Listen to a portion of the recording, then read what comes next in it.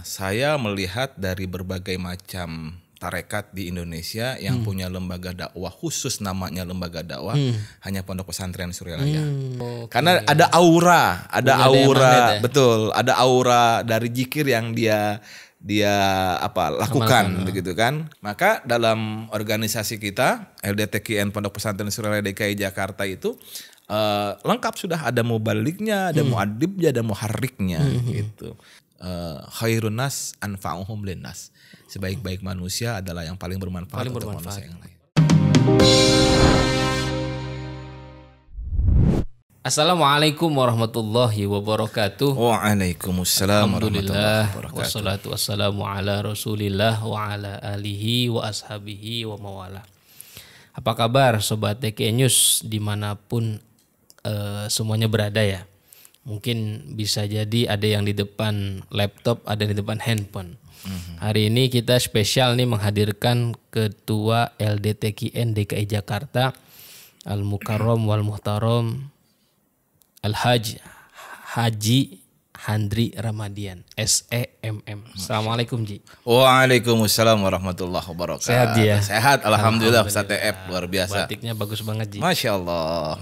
Ini edisi spesial nih. Edisi spesial. Jadi buat Sobat TKN News, Jihan nih kita punya panggilan khusus namanya Jihan ya, Haji Handri. Beliau ini sudah malang melintang ya di dunia kaderisasi, mulai dari NU, di Jatman juga Ji ya. Di Jatman juga, dan beliau menjabat Ketua LDTKN DKI Jakarta. Pasti banyak sekali kita bakal ngobrol nih tentang kaderisasi, karena ini bagian penting infrastruktur dakwah, terutama untuk pengembangan dakwah TKN. Tahun berapa Ji terlibat kaderisasi dulu? Saya mulai terlibat itu sejak tahun 2005. 2005, berarti udah 12 tahun ya? 12 tahun. Ya kurang lebih lah. Kurang lebih. Apa yang paling sulit Ji sebenarnya Ji dalam kaderisasi itu? Iya, begini. Kalau dalam prinsipnya sebenarnya setiap individu itu harusnya terpatrik keinginan untuk belajar ya. Kesulitannya memang di lingkungan Thoriqoh Qadiriyah Naksabandiyah Pondok Pesantren Suryalaya, kita punya SDM itu ya nggak merata, betul. Terus kemudian mereka ini memiliki disebutnya fokus yang berbeda gitu ya, sehingga kita mau nggak mau harus sangat bekerja keras untuk bisa membuat mereka mau banyak belajar gitu. Tapi memang nggak semua sih. Iya. Ya. Berarti di samping membangkitkan keinginan untuk terus belajar, berarti kan ada peran untuk mengarahkan ya. Maksudnya mereka punya potensi kan tuh. Betul. Potensi-potensi ini gimana kita kerahkan supaya bisa terlibat langsung untuk pengembangan dakwah TKN. Apalagi kalau kita lihat juga nih di pusat, kabar menggembirakan Ji. Karena LDTKN Pusat juga sudah mulai merambah ke berbagai daerah ya. Iya, betul. Ada provinsi apa aja yang sudah jadi LDT ya? Kalau jadi gini, LDTKN itu kepanjangannya Lembaga Dakwah Thoriqoh Qadiriyah Naksabandiyah Pondok Pesantren Suryalaya. Saya melihat dari berbagai macam tarekat di Indonesia yang punya lembaga dakwah khusus, namanya lembaga dakwah, hanya Pondok Pesantren Suryalaya. TKN Pondok Pesantren Suryalaya. Dan ini sangat legal ya, sudah ada badan hukum, sudah berbadan hukum begitu. Yang hari ini di tingkat pusat itu diketuai oleh Bapak Dr. Muhammad Qadir, dan ketua dewan pembinanya adalah Kiai Haji Baban Ahmad Jihad SBAR Putra Pangarsa Abah Anom begitu. Nah, pertanyaan tentang pengarahan begitu ya daripada ikhwan-ikhwan TKN, bagaimana caranya supaya kita bisa lebih fokus ya? Ya antara lain adalah kita banyak sosialisasi ke berbagai pihak begitu. Awalnya ya memang agak sulit ya, tetapi kita berjuang keras ya, berjihad di situ ya, alhamdulillah kaderisasi jalan. Gitu. Karena kan biar gimana pun kan orang punya kesibukan. Ada yang menggunakan bisa dibilang waktu kerja, di sela-sela waktu kerja aktif untuk dakwah. Ada yang memang full-fullan untuk dakwah gitu kan. Apa sih sebenarnya yang faktor ya yang kira-kira membuat orang untuk tertarik ya, masuk ikut terlibat gitu untuk dakwah secara langsung? Kalau saya berkaca pertama untuk diri saya sendiri ya, dari dulu saat awal bergabung dengan TKN itu tahun 2004, itu saat itu Pak Kiai Wafiuddin mengumumkan akan ada kegiatan pelatihan mubalik.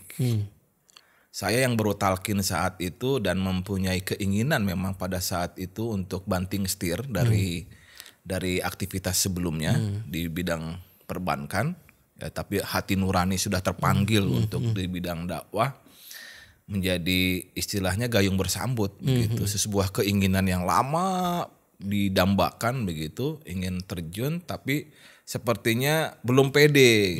Kenapa? Karena keilmuan yang sudah lama itu belum diasah lagi gitu. Akhirnya ada momen. Nah, itulah yang membuat saya tertarik. Ada momennya gitu. Nah, ini yang saya tunggu-tunggu, ternyata ada jawabannya dari Allah. Gitu. Akhirnya saya bergabung bersama dengan kurang lebih saat itu 40 orang.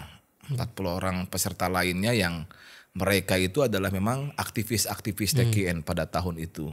Ya, beberapa banyaklah teman-teman kita saat itu yang akhirnya pada hari ini mereka ya setelah di kader itu dan bertahun-tahun memiliki ladang dakwah gitu, akhirnya pada jadi dai banyak kan gitu. Jadi mereka yang berkecimpung di aktivitas dakwah TKN bisa dibilang orang-orang yang terpanggil ya. Ya, kurang lebih seperti itu. Artinya bukan orang yang nggak punya kemauan terus kita bentuk, itu lebih sulit ya. Ada beberapa ya yang seperti itu, tapi memang effortnya lebih besar, benar. Effortnya besar. Lama juga. Ya, betul. Tinimbang, kata orang Sunda tinimbang ya, dibandingkan daripada orang yang merasa terpanggil untuk berdakwah. Gitu. Jadi proses kaderisasi itulah kita memfasilitasi mereka yang punya keterpanggilan jiwa. Ya, betul. Nah, kalau di LDT kan ada apa, Ji? Jadi gini, kalau di kita program yang sedang kita usung itu ada beberapa tahapan untuk kaderisasi. Oh, ada tahapan ya? Ya. Pertama namanya rekrutmen, program rekrutmen. Program menarik ikhwan untuk menjadi calon ikhwan untuk menjadi ikhwan gitu. Oh, yang belum TKN. Ya, yang belum TKN untuk menjadi TKN, atau yang sudah TKN tapi dia belum paham benar dengan argumentasi thariqah dan ketasawufan gitu. Jadi kita buka namanya kursus tasawuf. Kursus tasawuf ini untuk umum. Semua orang bisa, boleh. Ya, semua orang boleh. Lintas mazhab, lintas ormas, semuanya gitu. Ya. Kemudian dalam setiap angkatan kita batasi antara minimum 30 orang sampai dengan sekitar 80 orang karena kapasitas ruangan kita. Pengadaannya di mana di TKN Center, Masjid Al Mubarak, Rawamangun, Jakarta Timur. Jadi setiap angkatan antara 30 sampai dengan 80 orang. Nah, hari ini ya sampai angkatan yang ke-85 nanti tanggal 29 Oktober 2022 itu akan diselenggarakan angkatan yang ke-86. Masya Allah. Dan kalau kita hitung, kalau kita ambil rata-rata 50 saja peserta gitu ya, 50 kali 20 kali 85 deh. Gitu. Sekitar segitu alumninya begitu. Dan itu tercatat. Ada database-nya. Ada database-nya ada. Dan kemudian mereka yang alumninya itu kemudian kita bina ya. Pembinaannya di mana? Pembinaannya setelah kursus tasawuf itu mereka kita arahkan untuk hadir di majelis-majelis manaqib, majelis-majelis hataman, majelis-majelis zikir harian di beberapa tempat yang dekat dengan posisi mereka, tempat tinggal mereka ya. Kalau mereka nggak punya, berarti ya sudah gabung saja dengan di Rawamangun. Kalau di Rawamangun kan tiap malam Jumat ada pembinaan. Ya, malam Jumat itu ada zikir harian, zikir hataman. Setelah hataman ada makan malam, ada tausiah. Nah, pada saat tausiah itulah kita bina. Sekaligus juga pada saat zikir hariannya itu kita bina zikir praktek-praktek ketarekatannya, khususnya ke TKN Suryalayaannya. Itu program rekrutmen. Ya, rekrutmen ini memang sih bisa dilakukan dengan berbagai macam cara ya. melalui manakiban ya, majelis manakiban bisa dilakukan. Oke. Jadi kita tiap minggu atau bulan itu di TKN Center kita mengadakan kegiatan manakiban tingkat provinsi DKI Jakarta dan sekitarnya. Alhamdulillah se-DKI Jakarta hadir itu. Ya, kapasitas masjid ini kan sekitar 600 sampai 800 orang. Itu insya Allah full semua. Full, ya. Gitu, rata-rata full. Saat pandemi kemarin tahun 2020 sampai dengan 2021 ya. Sampai akhir 2021 kita agak vakum karena semua ngandang ya. Kita bikin online, manakibannya online. Tapi meskipun online alhamdulillah pembinaan tetap jalan.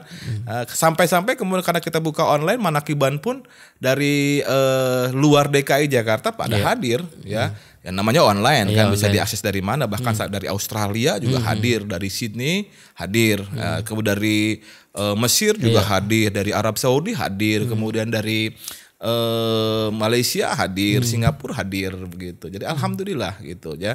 Nah, ini program rekrutmen mulai manakiban gitu. Tapi kalau program manakiban kan memang kita kan mengharapkan ridho Allah melalui berkahnya para wali Allah ya.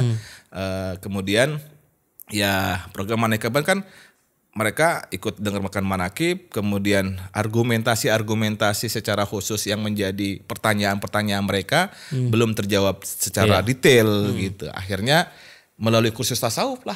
Gitu. Ada ruang untuk berdiskusi, ada ruang untuk timbal balik saling memberikan jawaban begitu ya. Jadi bisa bilang lebih khusus lah ya. Kalau kursus tasawuf lebih khusus. Kemudian setelah kursus tasawuf kita bina lagi melalui program kursus pendalaman tasawuf, KUPAT disingkatnya. Jadi mereka yang sudah ikut kursus tasawuf kita arahkan untuk ikut kursus pendalaman tasawuf. Ini lebih lama 2 hari. Karena silabusnya lebih panjang. Iya, kalau KT 1 hari. Sampai sore.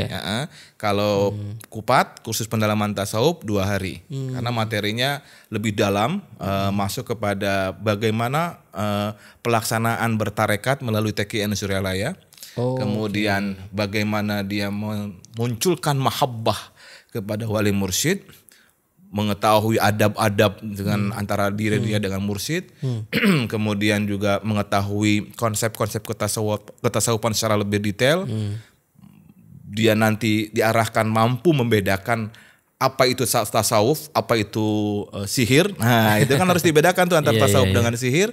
Lalu kemudian masuk lagi kepada hal yang lebih dalam lagi, bagaimana meningkatkan mengoptimalkan zikir yang sering dilakukan. Nah, itu program pembinaannya. Itu. Nah, sampai pembinaan dulu deh. Ya, gitu. Nah, nanti ada lagi program yang berikutnya lebih kepada kaderisasi, bagaimana orang yang telah dibina kemudian dikader untuk menjadi dai juga begitu.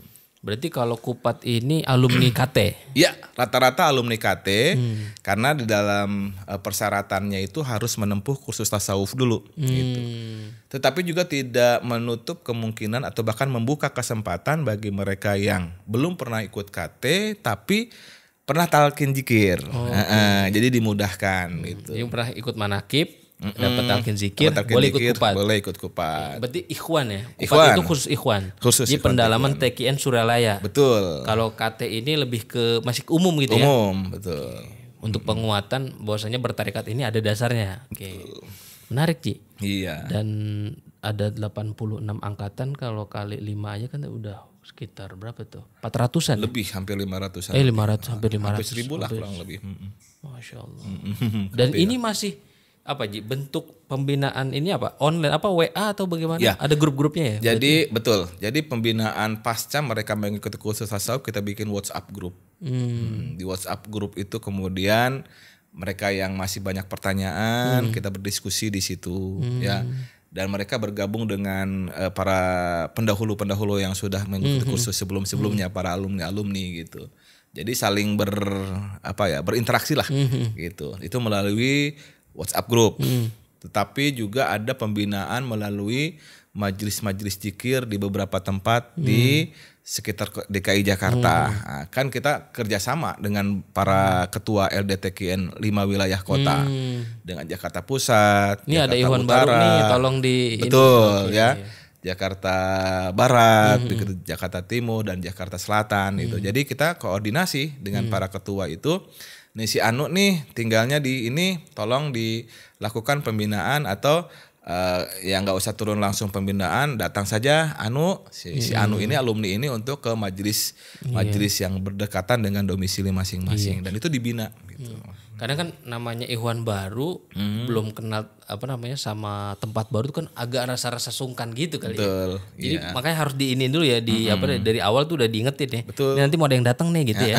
Koordinasi kita bahkan dengan 3 atau dengan para ketua LDTKN di 5 wilayah kota ini kita kerjasama. Kerjasama dalam hal begini. Jadi tolong calon-calon ikhwannya ya yang akan dikader untuk ikut TKN dibawa aja ke dalam kegiatan khusus tasawuf gitu. Ya kita akan ada kemudahan-kemudahan lah seperti itu.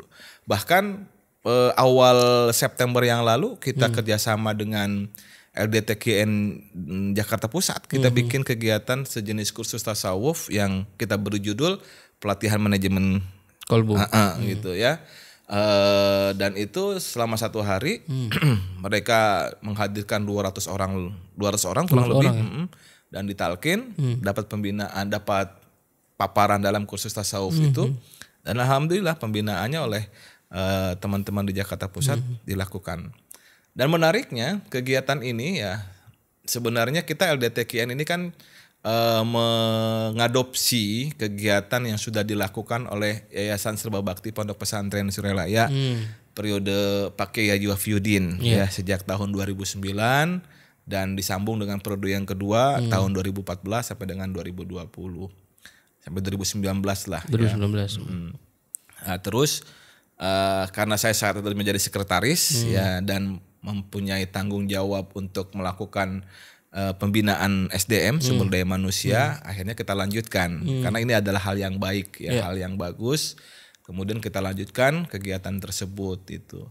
Dan alhamdulillah kegiatan ini sejak zaman Pak Kiai Haji Wafiuddin yang memimpin Yayasan Serba Bakti Pesantren Suryalaya dulu, ini karena memang beliau juga adalah wakil talqin, jadi ketika beliau safari dakwah ke berbagai macam tempat, program ini diperkenalkan ke TKN-TKN di daerah gitu. Jadi supaya bisa diadopsi. Betul. Akhirnya beberapa ikhwan di daerah melakukan hal yang sama gitu. Seperti di Kalimantan Barat ya, di Pontianak. Kemudian kita juga pernah sampai ke Sorong ya, pernah sampai ke Merauke, kemudian juga pernah sampai ke ke Bali ya, di Denpasar tuh kita bikin KT, Kupat, bahkan yang tingkat pendalaman ke tingkat ke pelatihan mubalik ya. Kemudian juga sampai ke Aceh ya, waktu itu tahun 2005 sambil kita mengirim tim dai Suryalaya saat itu kita lakukan pembinaan buat calon-calon ikhwan TKN ya. Berarti ada pembinaan KT untuk ikhwan, ada pembinaan untuk mubaliknya ya? Ya betul. Nah ini masuk kepada tahapan yang ketiga, tahapan berikutnya. Tahapan berikutnya setelah Kupat itu namanya pelatihan mubalik tasawuf ya. Nah pelatihan mubalik tasawuf ini siapa pesertanya? Pesertanya adalah calon-calon ya atau kader-kader dai ya, kader-kader dai. Keluarannya apa, outputnya apa, nanti ada kader-kader dai yang memiliki spesialisasi 3M. 3M, apa tuh? M pertama mubalik, penyampai. Penyampai berarti dia jago ya atau spesial di dalam dakwah bil lisan. Dakwah bil lisan atau dakwah bil media ya. bil medsos gitu ya, bil medsos. Bil YouTube. Bil YouTube. Kita sebut ya, boleh ya disebut. Boleh. Ya. udah jama. Udah jama ya, oke. Pokoknya bil media lah ya, bil media. Kemudian yang M yang kedua adalah muadib. Muadib itu mereka yang spesialisasinya adalah memberi contoh dalam amaliyah keTKN-an gitu. Oh yang mimpin majelis ya? Mimpin majelis, dia petugas-petugas, betul, petugas-petugas gitu. Dia tabliknya nggak terlalu pakar, nggak terlalu lihai, tapi secara adab, secara amalia dia patut ditiru gitu. Itu. Jadi ada yang memang begitu, ya ada spesifikasinya begitu. Yang ketiga adalah muharrik, penggerak. Nah, yang penggerak ini dia lebih banyak di depan, mengorganize kegiatan, event-event gitu ya. Mengorganize event-event. Jadi ada kalanya memang kader-kader kita itu yang jagonya ngatur strategi, jagonya ngatur bagaimana seorang dai akan dikirim kemana gitu kan, dia yang ngatur itu. Manajemennya. Betul, manajemennya. Tetapi juga di antara tiga spesialisasi ini ada yang bisa dilakukan dalam 2 spesialisasi. Ada mubalik sekaligus muharrik gitu. Ada juga mubalik sekaligus muadib begitu ya. Ada beberapa ikhwan yang model-model seperti itu. Salah satu contoh kawan kita ya, alumni pelatihan mubalik tasawuf angkatan kedua, itu dia muadib dia ini. Muadibnya apa? Beliau ini kalau hadir di sebuah lokasi, justru banyak orang kemudian mengikuti dia. Itu. Karena ada aura, betul, ada aura dari zikir yang dia lakukan begitu kan. Kemudian ada auranya, kemudian orang banyak belajar sama dia. Dimanapun dia berada. Kebetulan dia PNS, pendidik ya, guru ya, di sebuah sekolah menengah pertama. Dia waktu itu ada di sebuah sekolah di kawasan Jakarta Pusat, ya, di kawasan Kemayoran, dan dia mendidik anak-anak siswa-siswa SMP-nya gitu. Dan juga sekaligus membuka kesempatan untuk bikin kursus tasawuf di sekolahnya sebagai kegiatan ekstrakurikuler untuk anak-anak teens ya, untuk anak-anak SMP juga. Akhirnya kan para gurunya ikut kan, karena ikut mendampingi gitu dan mendapatkan talqin zikir. Nah, itu kita usung sekitar tahun-tahun 2010-an itu. Alhamdulillah itu. Nah, kawan kita ini mutasi, pindah sekolah. Sekolah ke tempat yang lain ya, pindah ke sekolah ke tempat yang lain, bukan pindah mengajar.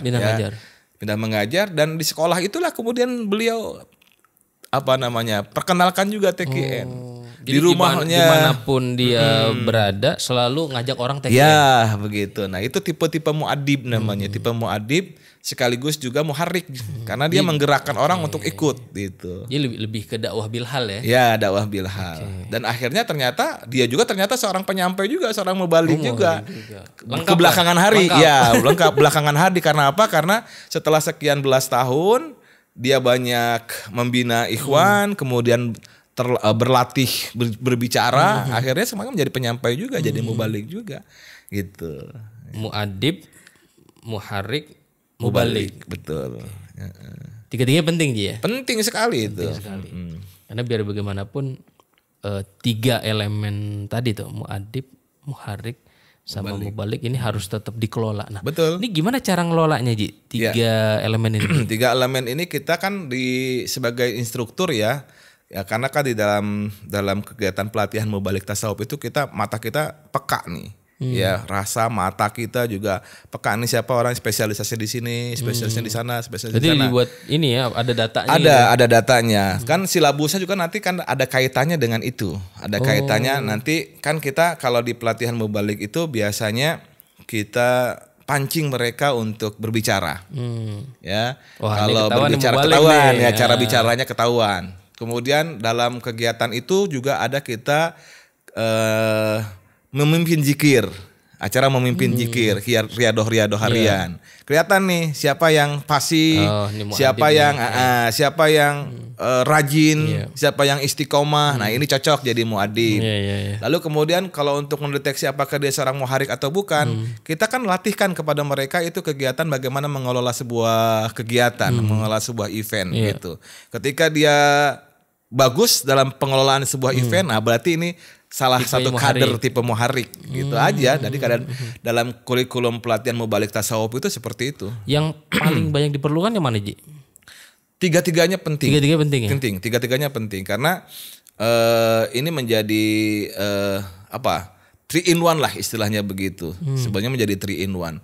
Karena seorang mubalik tanpa ada muharrik sulit dia. Seorang muharrik tanpa ada mubaliknya, tanpa ada muadibnya juga sulit gitu. Maka dalam organisasi kita LDTKN Pondok Pesantren Suralaya DKI Jakarta itu lengkap sudah, ada mubaliknya, ada muadibnya, ada muharriknya gitu. Dan kader-kader yang kita bina pun demikian. Nah, di dalam LDTKN Pondok Pesantren Suralaya pembinaan kan tadi setelah KT, Kupat adalah pelatihan mubalik. Iya. Kadang-kadang judul pelatihan mubalik ini untuk merekrut orang-orang yang tadinya tidak ber-TKN, ya kita ingin merekrut dari luar begitu. Kita bikin tapi kemas dengan judul yang berbeda. Tapi Isinya sama. Kita dulu pernah bikin namanya pelatihan dakwah transformatif atau dai transformer. Padahal itu PMT. Padahal itu PMT. Gitu. Kita jaring dari luar. Artinya dari mereka yang sudah jadi dai, yang sudah jadi mubalik. Kemudian kita undang untuk ikut kegiatan kita gratis. Ya, mereka tinggal datang saja, tinggal belajar, tinggal nginap saja, bahkan baju pun kita laundrykan, pokoknya belajar aja gitu kan. Dan beberapa kemudian mau bergabung dengan kita gitu. Ya kalau nggak salah dulu zamannya Ustadz EF ada tuh ya gitu dari berbagai macam jaringan itu kita bisa melakukan itu. Jadi alhamdulillah, jadi kita ambil mubalik dari pihak luar yang kemudian akhirnya mahabbah kepada TKN Suralaya, khususnya kepada Wali Mursyid Syekh Ahmad Sohibul Wafa Tajul Arifin. Ya, jadi itu model yang pelatihan dakwah transformatif. Dulu juga pernah kita lakukan kita tawarkan program ini ke sekolah. Programnya PKU, Pendidikan Kader Ulama MUI DKI Jakarta gitu, pernah kita tawarkan dan mereka sambut baik. Akhirnya para peserta didik di PKU itu mereka ikut kegiatan ini, pelatihan dakwah transformatif, dan ada 1, 2, 3 lah yang kemudian merapat ke kita dan kadernya kemudian sekarang ini ada di kawasan Sulawesi Selatan di Bulukumba. Itu dai kita yang memang kita rekrut tadinya dari luar gitu, dan akhirnya makin banyak bersentuhan dengan TKN Pondok Pesantren Suralaya, dia mengamalkan. Akhirnya dia punya pesantren di kawasan Bulukumba, Sulawesi Selatan. Dia praktek amaliyah zikirnya menggunakan zikir TKN Suralaya. Karena memang dibandingkan dengan membentuk dai dari awal dengan yang moles dai yang udah jadi lebih mudah ya. Lebih mudah. Tinggal dicari kohesinya saja gitu. Benar. Ini kalau dilihat nih kan KT 86. PMT terakhir angkatan berapa, Ji? PMT angkatan ke-8. Angkatan ke-8. Karena memang kita harus jeli melihat kader-kadernya gitu. Angkatan ke-8. Menjelang mungkin tahun 2023 kita akan adakan angkatan yang ke-9 ya. Nah, setelah PMT ada program namanya Catur KT. Harus ada lagi ya? Ada lagi. Namanya Catur KT. Apa itu? Calon Instruktur Kursus Tasawuf. Sejenis TOT. Sejenis TOT. Kalau tadi kan sekadar mubalik. Kalau ini khusus.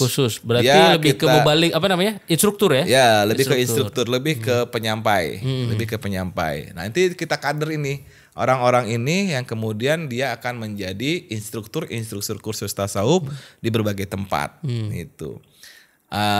Memang kalau untuk Catur KT ini baru kita bikin 2 angkatan. Tapi hasilnya alhamdulillah.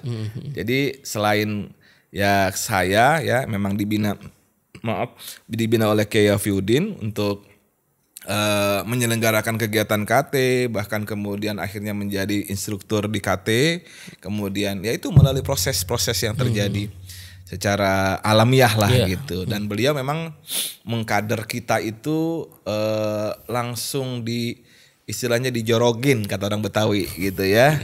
Apa bahasa kita itu, bahasa bakunya dijorogin. Jadi langsung lahan lah, betul, langsung ditempatkan di kawah Chandra di muka begitu kan. Akhirnya ya begitu.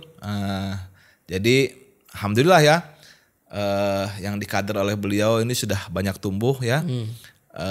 DKI Jakarta tidak kekurangan kader ya, tidak kekurangan kader. Tapi yang lagi sekarang sedang kita perkuat karena permintaan di daerah sudah sangat banyak.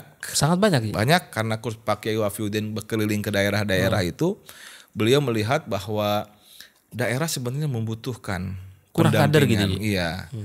Karenanya harus dibuka lagi kursus tasawuf di berbagai macam daerah. Kemudian di daerah ini kader seperti apa, Ji? Mubalik? Ya, mubalik, muharrik, muadib penting itu. Tiga-tiganya itu. Tiga-tiganya penting. Di daerah harus membutuhkan. Harus dibikinkan karena salah satu contoh lah di kawasan Indonesia sebelah timur ya di Bali gitu kan. Kebanyakan ikhwan TKN-nya ini kan para pengusaha, para entrepreneur. Mereka belum memiliki waktu banyak untuk mempelajari keilmuan secara teoritis begitu.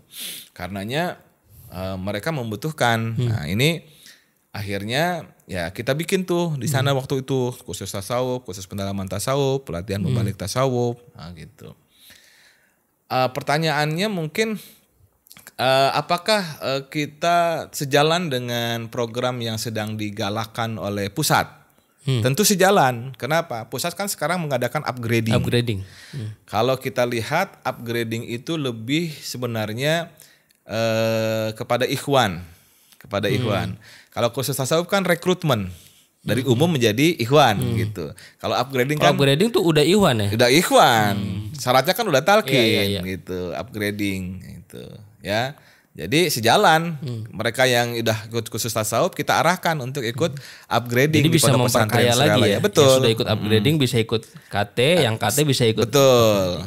Atau sebaliknya, yang KT sudah ikut KT kita upgradingkan di Suryalaya. Lebih mantap. Lebih mantap. Gitu. Jadi kalau di Suryalaya itu ada upgrading 1 dan kemudian juga belum lama ada upgrading 2 itu Ji. Itu apa ya? Kira-kira ke depan nih Ji, kader-kader kita akan seperti apa Ji? Ya, bayangan saya, bukan bayangan sebenarnya imajinasi dan harapan ya. Jadi lebih banyak lagi ikhwan-ikhwan TKN yang mampu menyampaikan ilmu ke TKN-nya lebih komprehensif begitu. Sehingga lebih banyak lagi dai-dainya. Yang sekarang ini kan para sesepuh kita, para wakil talqin usianya sudah matang-matang semua gitu ya. Perlu ada regenerasi dalam artian yang membantu mereka membina ikhwan di daerah-daerah. Kalau mereka kan punya tugas dari Abah untuk menjadi penyambung lidah pengersa Abah untuk menyampaikan talqin zikir. Pembinaannya terletak di para mubalik itu. Ya, nah, makanya para mubalik ini perlu dilengkapi keilmuan. Itu keilmuan ketasawufannya. Ya, nah, mubalik ini kan berarti ruangnya ini di majlis-majlis ya? Ya, betul. Ini memang apa namanya kita yang menyalurkan mubalik yang sudah ditrainingkan atau memang permintaan dari majlis atau bagaimana? Ya, selama ini kan praktek yang kita lakukan adalah memunculkan mereka ke tengah masyarakat dulu. Yang udah kita bina nih ya, kita memunculkan. Latih ya. Jadi kita kerjasama dengan para pemangku manaqib untuk menerima mereka di samping para pembicara yang sudah ada untuk sekedar memberikan perkenalan. Kasih giliran lah ya gitu ya. Atau malah kita bikin majelis manaqib baru, kemudian biarkan mereka untuk menjadi pembicara gitu dan dilatih langsung terjun. Kita kan tekankan di dalam pelatihan mubalik itu untuk mereka berpraktek 1.000 atau 10.000 jam dakwah, 10.000 jam terbang. Betul. Itu. Apalagi kita punya kader-kader di Mesir nih Ji. Mereka udah ratusan, nanti mungkin berapa tahun lagi mereka akan mewarnai nih pergerakan dakwah TKN di Indonesia. Tantangannya Ji? Ya, tantangan yang paling besar sebenarnya adalah dalam proses ini memantik para kader, ya, memantik para ikhwan untuk bisa ikut dalam program-program kita. Ya, tantangan terbesarnya itu karena mereka kan kalau yang sudah jadi nih ya, udah melintang kemana-mana kan untuk proses belajar agak susah diajak lagi gitu. Makanya saya sih betul, kami lebih mudah ngajak yang belum jadi. dibanding dengan yang udah jadi gitu. Kalau yang udah jadi biasanya daripada gua ikut pelatihan dalam tanda kutip karena berdakwah sudah ada transport misalkan begitu, mereka mungkin lebih memilih itu. Nah, makanya tantangan terbesarnya sebenarnya di situ saja. Yang kedua, tantangan terbesar yang lainnya adalah meskipun begitu tetap saja ada orang yang antipati ya. Dalam artian antipati itu ngapain sih pakai ginian-ginian ya begitu. Ya karena mereka belum tahu aja gitu betapa urgentnya kita melakukan regenerasi, melakukan kaderisasi yang di masa yang akan datang justru masa-masanya yang kita kader itu yang akan menjadi pemimpin ya. Kayak sekarang nih tahun-tahun 2022 ini kan sekarang generasi kita nih yang dulu mengikuti pelatihan mubalik sebelum-sebelumnya angkatan 1, angkatan 2, angkatan 3 gitu yang menjadi corong, yang menjadi pembina gitu.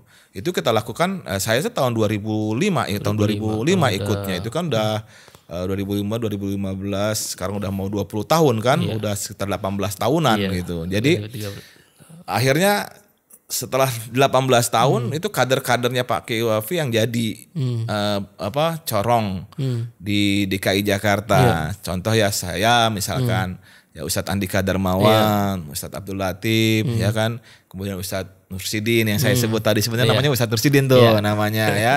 Kemudian ada lagi yang lain-lain begitu ya. Nah, itu jadi ketahuan setelah 15 tahun 16 tahun, 17 tahun berikutnya. Contoh yang lain, ketua dulu namanya Ketua Yayasan Sebab Bakti Pontren Suralaya di Yogyakarta, Kiai Haji Dimhari. Kiai Dimhari itu dia dan teman-teman di Jogja mengikuti kegiatan kita pelatihan mubalik tasawuf yang sifatnya nasional. Dulu di Cisarua itu kita adakan di situ sekitar tahun 2000 antara 2008, 2009, 2010 lah itu. Kemudian ada lagi kader kita yang kemudian hari ini memimpin di LDTKN di berbagai daerah ya. Ketua LDTKN Provinsi Lampung pernah ikut kegiatan kholwat di tempat kita. Kholwat juga bagian kaderisasi juga. Nah iya, satu lagi tuh kholwat. Jadi ada kegiatan kholwat 40 hari ya. Kholwat 40 hari itu istilahnya kalau saya bilang adalah percepatan dari program KT, Kupat, PMT. Maksudnya dan catur KT. Kurikulum itu ada semua iya, karena 40 hari kita blek-blekin di situ selama 40 jadi ada hari. KT, ada Kupat, ada PMT-nya di situ semua. Betul, ada catur KT. Jadi mereka selama 40 hari itu kita drilling yang kemudian sambil puasa lagi. Betul, sambil mereka berpuasa, sambil mereka melakukan amaliyah TKN. Ya di samping itu mereka ya ada pengalaman-pengalaman spiritualitasnya juga semakin banyak. Wawasan keagamaan dan kemubalikan yang mereka miliki. Contoh para alumninya itu di Jawa Tengah di Purbalingga sekarang menjadi salah seorang ketua LDTKN di Purbalingga gitu. Kemudian kawan kita juga di Yogyakarta gitu ya. Kemudian ada kawan kita juga di Pekalongan, di Semarang sekarang jadi ketua LDTKN Semarang gitu kan. Kemudian ada kawan-kawan kita di Jepara, bahkan menjadi pembina di Jepara. Itu jadi menyebar alumni kholwat kita di daerah masing-masing gitu. Jadi buah kaderisasi itu nggak kayak nyalain lampu ya? Ya betul. Nanti berproses. Kelihatan tuh ya. Kayak tanaman aja ya. Nanti baru kelihatan buahnya tuh sekian tahun baru kelihatan ya. Yang menarik kawan kita di Sukoharjo ya, mitra kita. Jadi beliau dikirim menjadi peserta dalam kholwat angkatan yang kedua, 40 hari angkatan kedua. Ini kholwat udah angkatan berapa Ji? Sekarang udah angkatan yang ke-6. 6 tahun 2020 terakhir. Pas masa-masa pandemi itu. Itu masa-masa riskan itu ya. Jadi dia jadi ikhwan baru. Terus diutus oleh kawannya, oleh para pembina di sana untuk ikut kholwat. Dan memang sudah dasarnya dia mubalik ya. Anaknya kecil tapi dalam penyampaiannya bagus gitu. Terakhir kita ketemu bersama dengan beliau, mitra kami itu, dan kita minta beliau untuk mengisi dalam kegiatan pelatihan mubalik di Yogyakarta. Luar biasa perkembangannya gitu ya. Jamaahnya banyak sekali gitu. Kemudian majelis taklimnya juga banyak dan kemudian kita sudah merencanakan sebuah strategi dakwah yang jitu untuk kemudian semakin memperluas perkembangan Ikhwan TKN di kawasan Sukoharjo, Jawa Tengah. Alhamdulillah gitu. Alhamdulillah. Jadi buah kaderisasi itu bisa dirasakan bukan hanya pada saat setelah pelatihan, tapi juga terus berkembang hasil kaderisasi itu. Ji. Apa Ji harapannya Ji terhadap kader-kader yang sudah dibina ini Ji? Iya. Saat saya melakukan pembinaan pada kader-kader ini terutama saat Kholwat 40 hari kan kita bikin istilahnya bikin komitmen plan ya. Di akhir acara bikin komitmen plan, ditulis. Dan itu seperti proposal kegiatan gitu. Jadi mereka presentasikan masing-masing mereka mau ngapain setelah kembali ke daerahnya masing-masing. Nah, harapan kita ini mereka yang sudah kita bina ini mampu bergerak di daerahnya masing-masing membina ikhwan. Karena mereka dikirim ke tempat kita untuk menjadi mubaligh itu adalah tidak kosong harapannya. Pasti ada sesuatu yang didambakan oleh mereka, ikhwan-ikhwan dan para pembina di sana. Jadi kita minta mereka mengadakan kegiatan-kegiatan yang khususnya adalah kegiatan pembinaan ikhwan TKN di tempatnya masing-masing. Dan itu dilaksanakan oleh sebagian besar teman ya. Ada sih beberapa yang memang bibitnya agak berbeda gitu ya. Yang memang tipenya bukan mubaligh, dia tipenya adalah tipe muadib. Atau tipenya ya muadib lah, banyak kan yang muadib gitu. Jadi nggak terlalu banyak bergerak keluar gitu, dia hanya di dalam saja.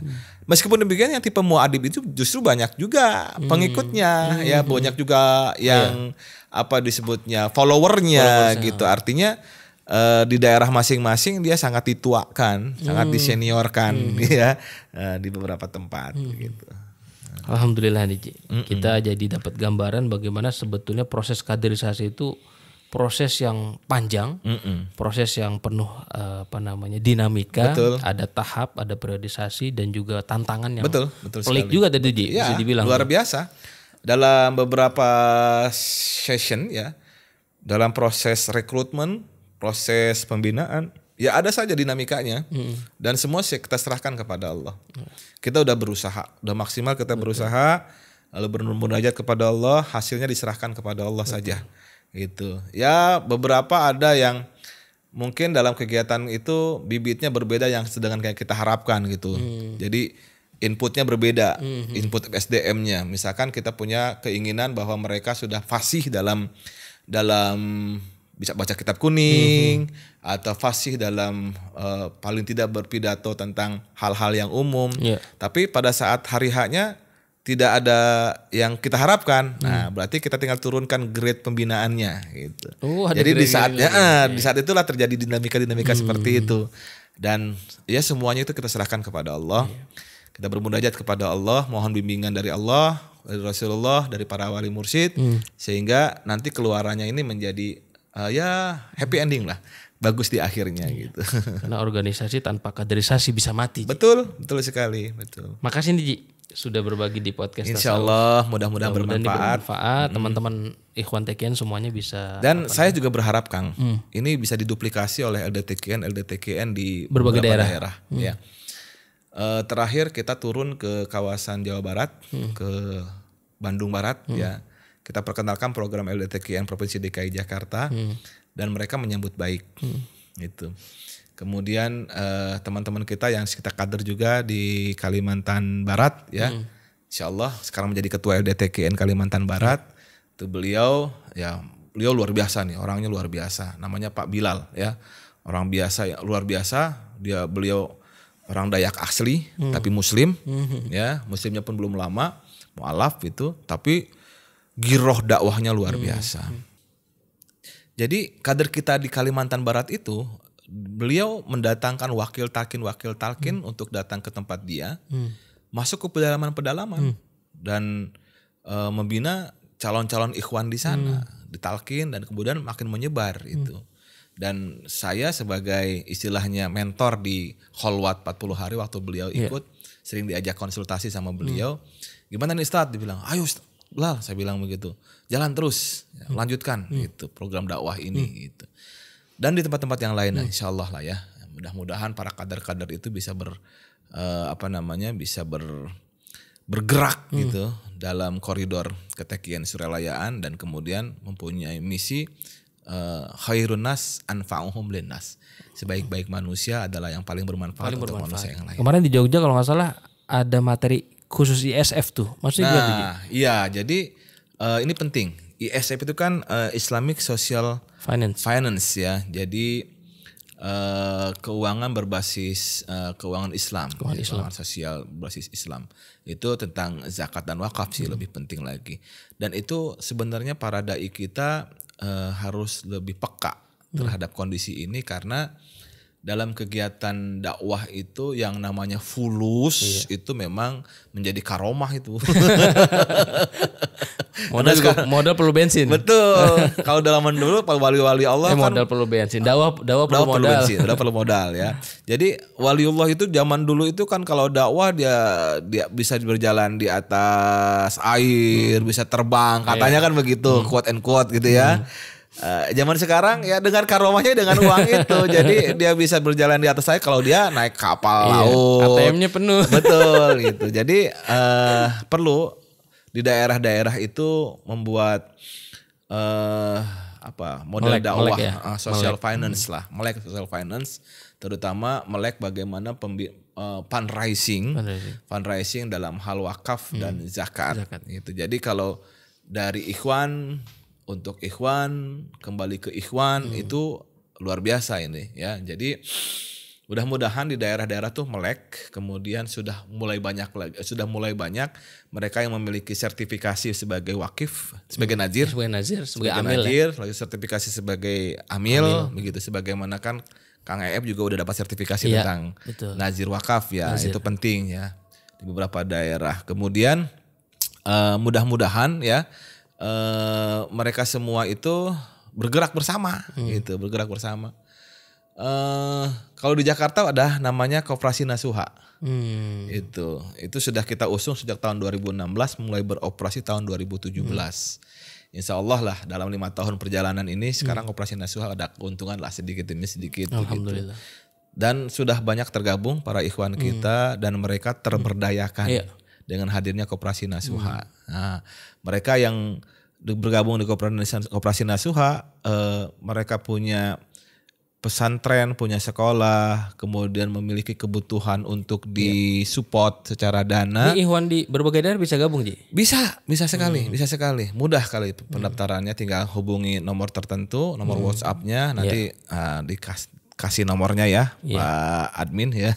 Dikasih nomornya, hubungi nomor itu, kemudian bisa saja dari jarak jauh, dokumen-dokumennya bisa di-scan saja, bisa difoto saja. Mudah lah pokoknya. Mudah pokoknya insyaallah. Oke, Sobat TK News, kita sudah banyak mendapatkan pemaparan nih dari Haji Handri. Mudah-mudahan ini jadi menambah khazanah. Insyaallah. Khazanah kaderisasi di lingkungan TKN Pontren Suryalaya. Dan tadi yang penting itu dakwah perlu modal dan kaderisasi harus terus berjalan karena organisasi tanpa kaderisasi bisa mati. Iya. Makasih banyak, Ji. Terima kasih sama-sama Kang hadir di podcast Tasawuf. Terima kasih banyak. Sobat TKN News, jangan lupa download aplikasi TKN News dan dukung terus channel kita. Jangan lupa teman-teman yang mau traktir, kita ada di link nih di Sosiobas. Mudah-mudahan rezekinya makin berkah. Assalamualaikum warahmatullahi wabarakatuh. Waalaikumsalam warahmatullahi wabarakatuh.